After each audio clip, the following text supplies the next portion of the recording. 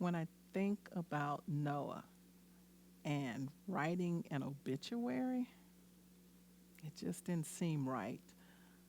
I wanted to do something a little different because Noah, he was just different.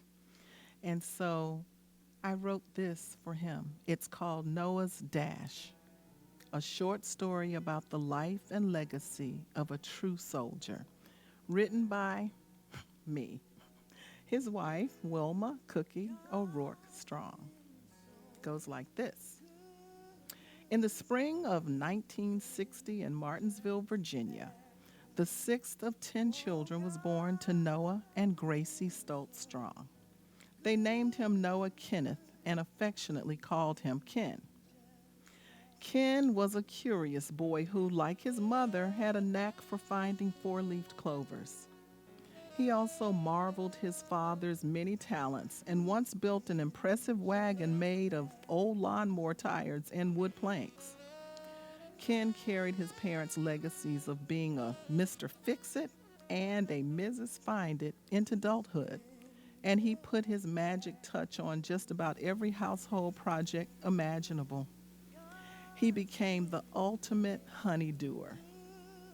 After graduating from Martinsville High School, Ken followed two of his older siblings, Nettie and Larry, to Virginia State University to pursue an undergraduate degree and simultaneously entered the Army ROTC program.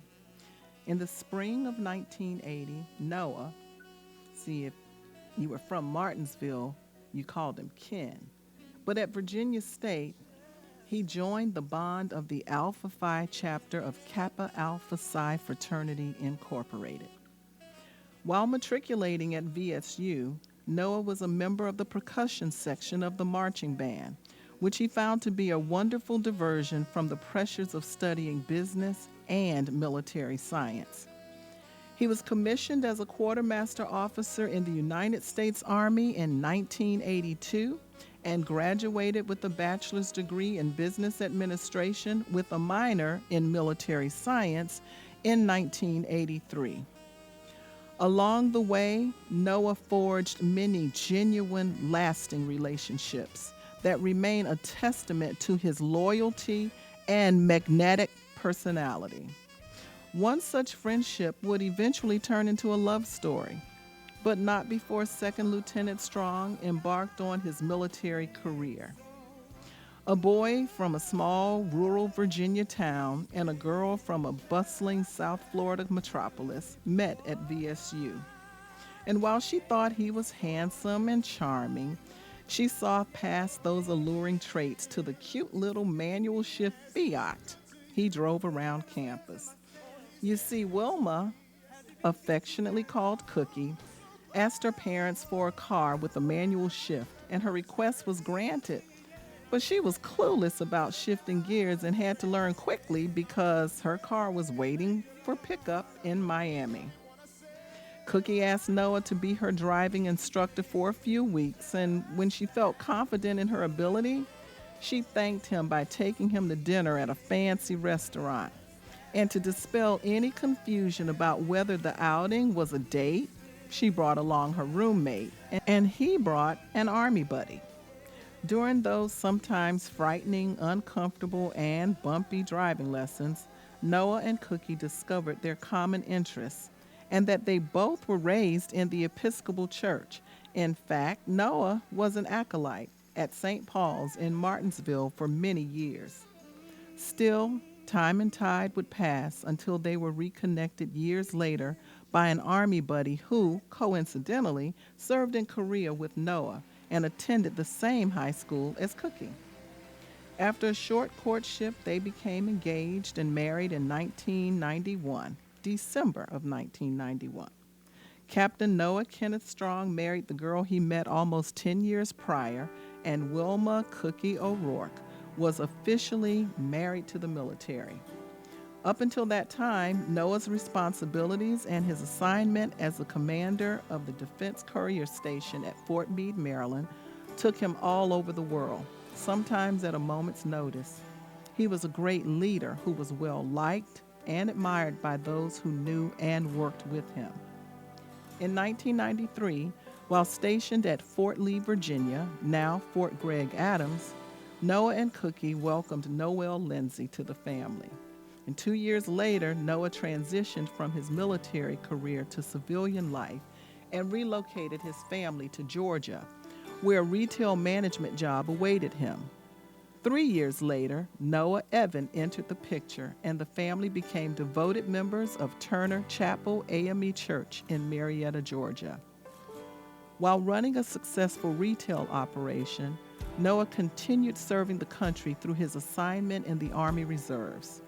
In the year 2000, he was offered a corporate job and quickly climbed the ladder, and eventually landed a VP position at Bank of America. A few years later, in 2005, Noah was united with his oldest son, Marquise. It was during his banking days that duty called once again, and Noah's reserve status was quickly changed back to active duty. He was deployed to Camp Arif John, Kuwait in 2006 for Operation Desert Shield. One of the highlights of his deployment was being featured on HLN's Salute to the Troops with Robin Meade. The segment featured Noah sitting in his barracks in front of his computer testing a new website developed for military families to connect with their deployed loved ones. Cookie and the kids were interviewed in the CNN studio back in Atlanta, and the story aired Thanksgiving morning in 2010. I'm just glad to see you guys. Made my day.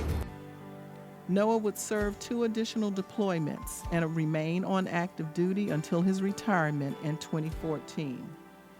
Lieutenant Colonel Noah Kenneth Strong served during Operations Just Cause, Desert Storm, Desert Shield, Enduring Freedom, Iraqi Freedom, and New Dawn.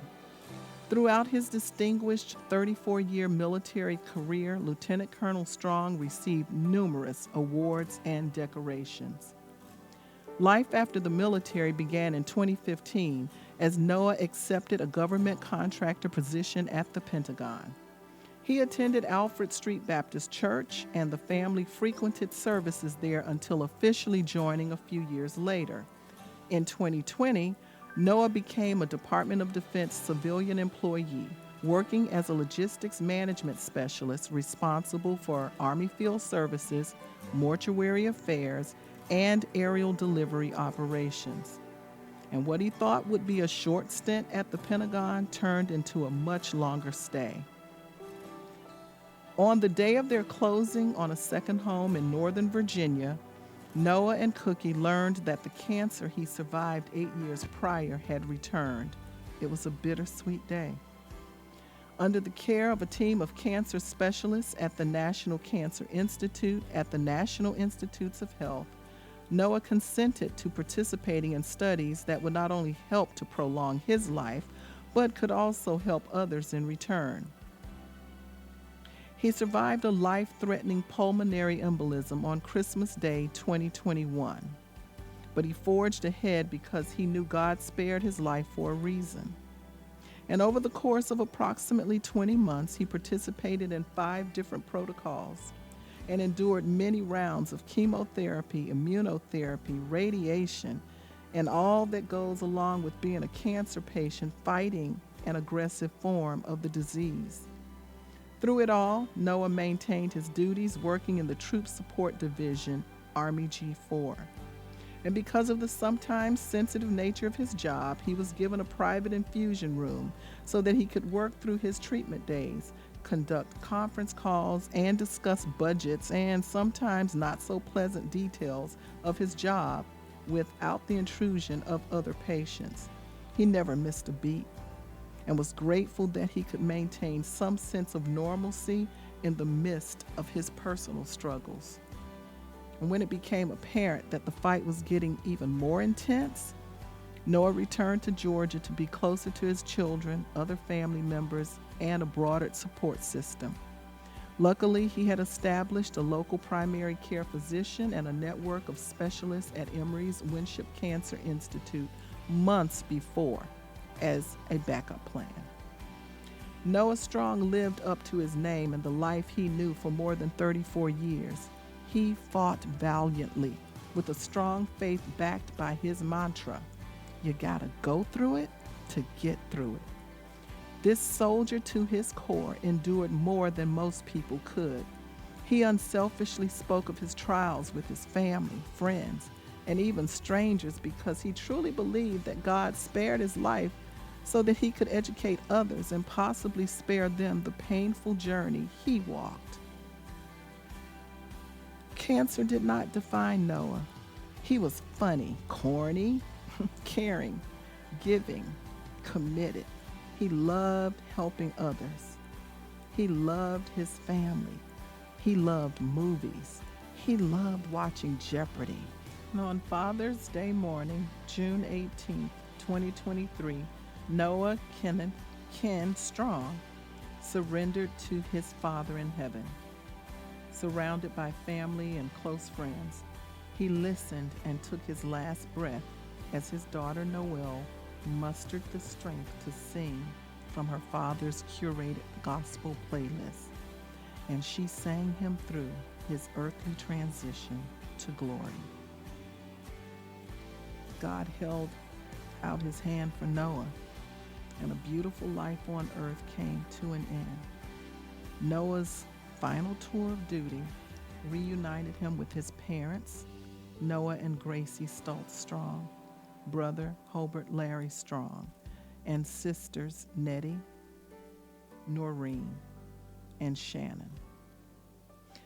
Left to cherish Noah's memory are his wife of nearly 32 years, Wilma Cookie, and children Marquise Magazine, Noelle Lindsay Strong, and Noah Evan Strong, and a host of adoring relatives and friends left to cherish his memory.